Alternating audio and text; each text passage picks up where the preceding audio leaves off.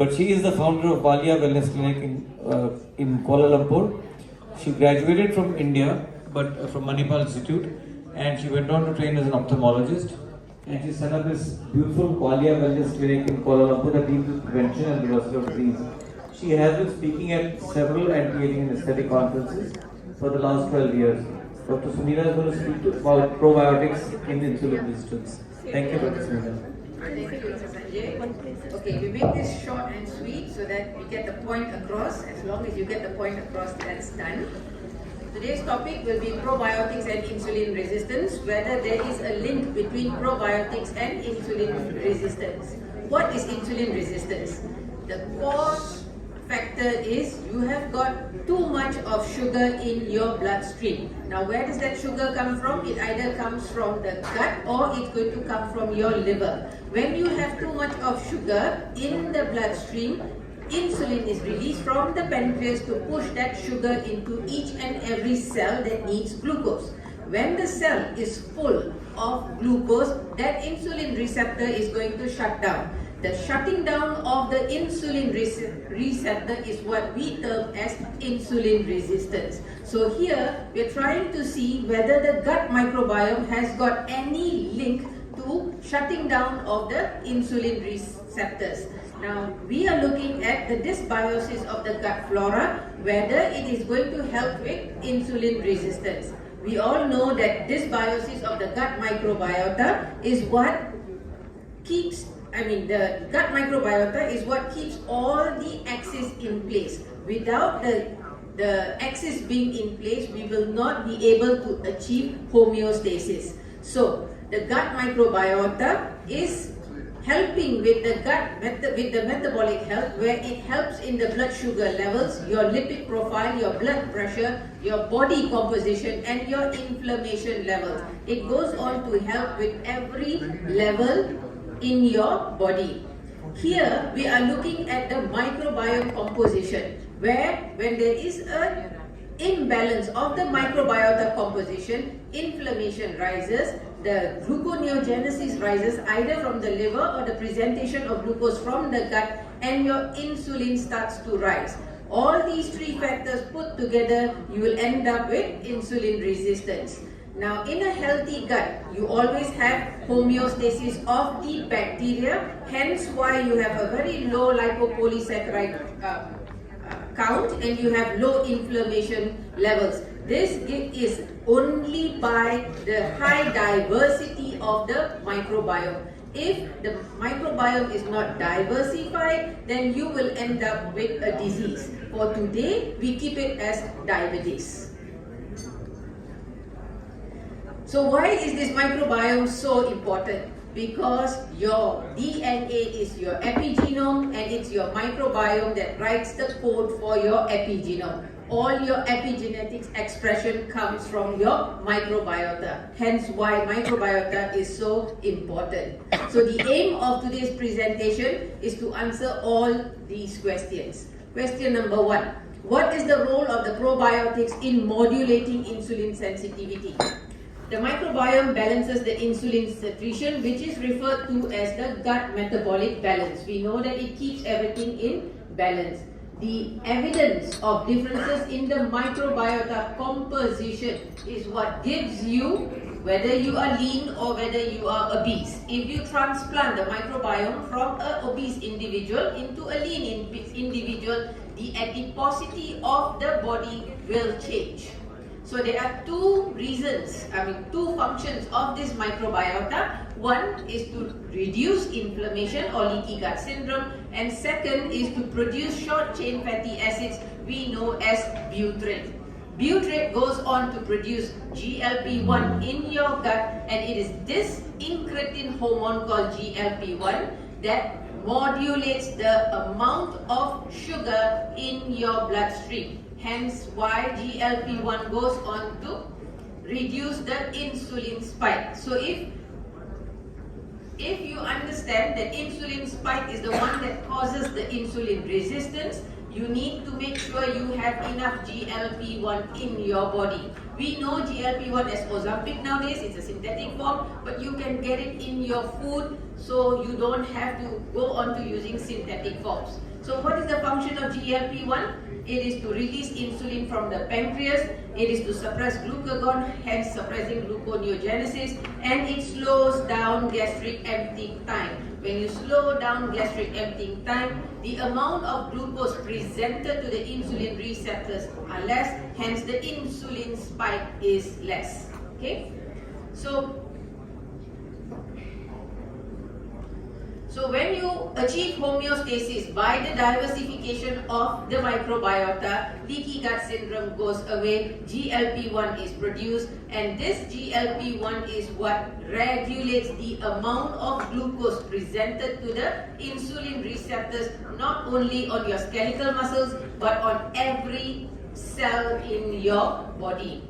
So what species of probiotics affects the insulin sensitivity? Of all the studies, there are 4 species that are very important. These are the 4 species that we need in our gut at all times to have GLP-1. Lactobacillus, Bifidobacterium, Clostridium, and Akkermansia. It is the when we eat food, we have 2 types of fiber. We have insoluble fiber and we have soluble fiber. The 4 types of bacteria that produces GLP-1 comes from the soluble fiber. It is the fermentation of this soluble fiber that produces something called butyrate, acetate, and propionate that regulates the satiety and the metabolism. It is this butyrate that is the link between the gut microbiota and the glucose metabolism. So, soluble fibers ferment in the gut to produce 3 types of short-chain fatty acid. It is the butyrate that we are looking at to produce GLP-1. Butyrate goes on to produce GLP-1. It goes on to increase cholesterol export. It goes on to reduce glucagon. Nitric oxide goes up. Insulin signaling goes up and increases the glucose uptake. This is how important butyrate is in your gut.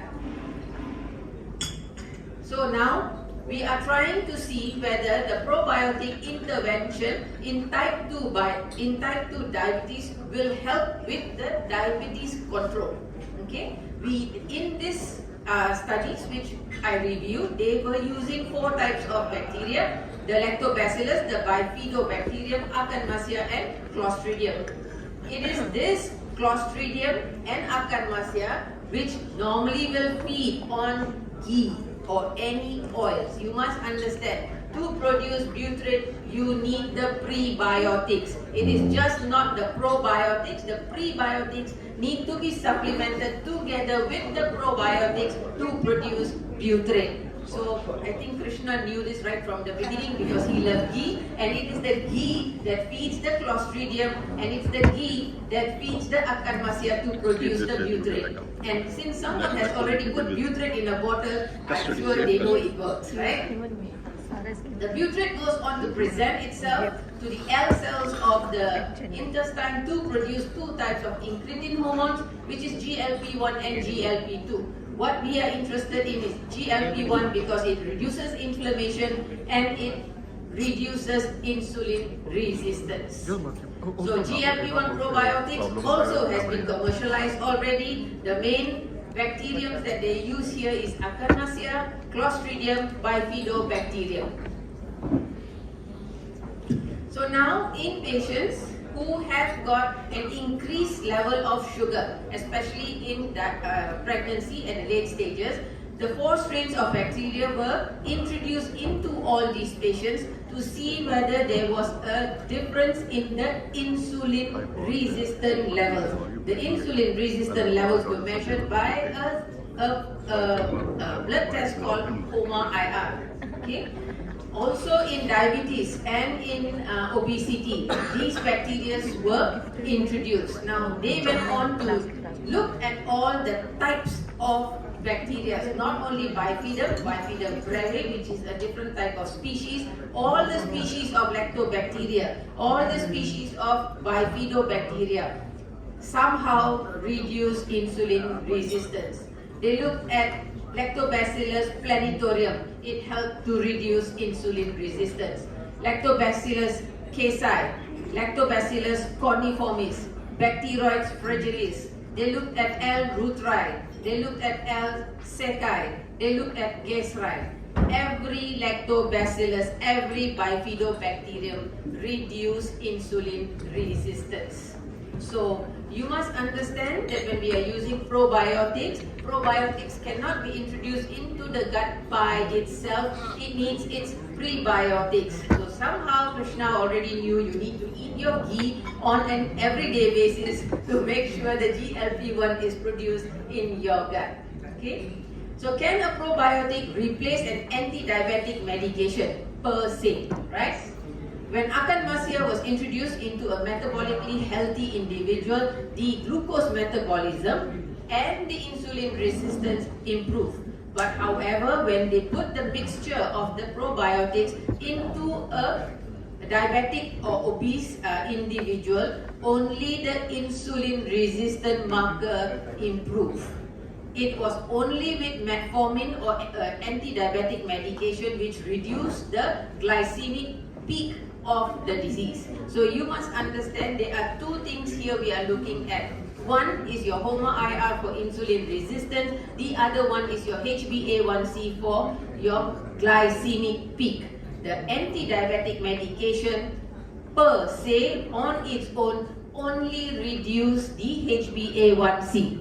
The probiotic per se only reduce the HOMA-IR. Hence why now we are being advised to use probiotics with the anti-diabetic medication to have an overall effect of reducing insulin resistance and also the glycemic peak together. So there is mounting evidence to show that if the insulin resistance is not looked after, you are in pre-diabetic state. And most of us already have got a gut dysbiosis. So when you have a gut dysbiosis, even without looking at insulin resistant levels, you are already in a pre-diabetic state. Hence why changing the diet and changing your lifestyle, changing the food you eat is so important because we need this GLP-1 to modulate our glucose metabolism. So this dysbiosis, before it becomes diabetes, will increase the inflammation and the insulin resistance. 5 years of insulin resistance, you will end up with a diabetic patient. So how much of probiotics do you need to replace to attain a sustainable change? This is the key where we all miss. You need billions and trillions per day. We don't have that much. Most of us will use a probiotics and tell everyone else, sorry, it doesn't work. It's not that it doesn't work. You need to make sure you have it in the correct therapeutic dose. What we get commercially is a maintenance dose. So when you want to treat someone, please make sure your dose is correct before you come to the term that it doesn't work, right? So you need to achieve therapeutic doses where it is 10 to the power of 8 or 10 to the power of 10 per day. You need to replace the probiotics for a minimum of 12 weeks and you cannot stop replacing the probiotics. The only way you can achieve a permanent state of diversified microbiomes in your gut is by consuming soluble fibers. Okay? So in summary, the gut microbiota diversity is related to your soluble fiber intake. Soluble fiber fermentation is what increases the number of microbiota in your gut.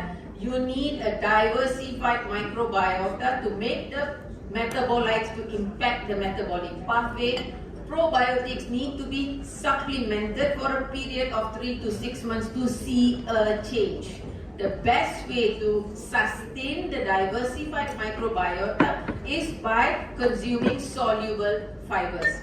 So probiotics per se still cannot replace your anti-diabetic medications.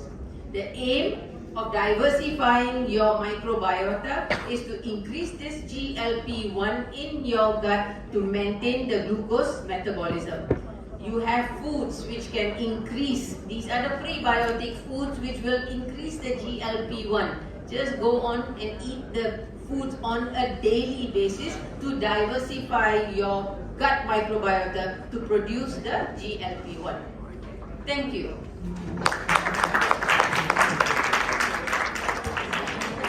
Very well timed, I must say.